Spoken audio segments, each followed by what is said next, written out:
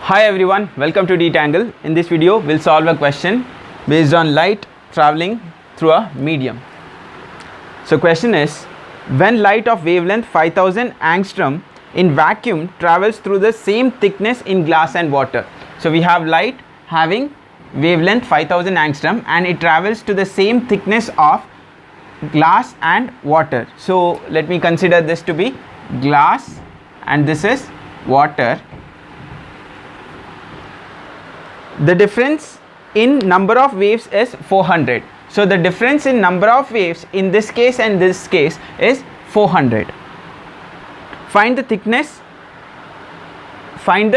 So we need to figure out what is the thickness, and refractive index of water and glass are given as 4/3 and 3/2. So let's see what is happening to our light.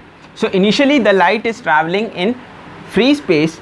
It's pretty chilled out and it is traveling like this, but suddenly it encounters a medium. Now it is finding it hard to move across the medium, or we can say that if the initial velocity of the light in free space is v, the velocity of the light changes to v dash, which is v by mu, the refractive index of the medium. So the speed of the light reduces, and also we know that along with that even the wavelength of the light reduces. So here we have a good wavelength, but as soon as it enters the medium, the wavelength becomes less, right? So the new wavelength is also given as the wavelength of the light in free space divided by mu.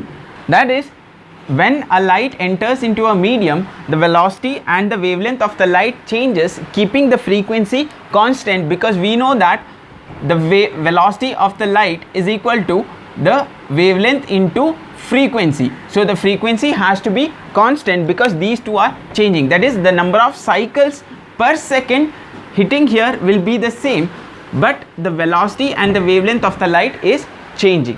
So let's figure out what is the value of wavelength of light in this medium, glass medium. That is going to be wavelength of light in free space by the refractive index of the glass, which is given as 3/2, that is 1.5. In the same way, let's find out what is the wavelength of light in water. This is lambda w. It is going to be the lambda divided by the refractive index of water, which is 4/3, that is 1.333.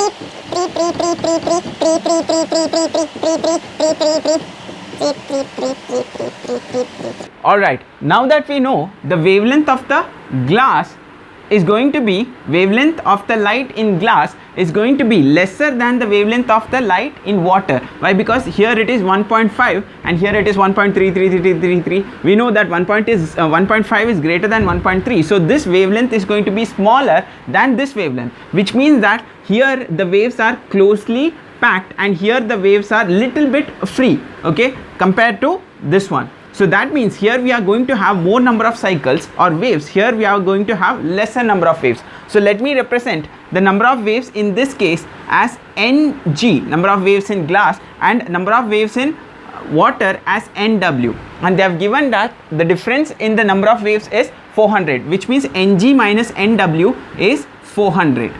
To find this value, that is number of waves in glass medium, what we can do is, we know this full thickness is T and we know what is one wavelength. One wavelength is lambda g. So if I divide the whole thickness by one wavelength, then I'll get how many cycles are there in this medium. So that means the thickness divided by wavelength of light in glass.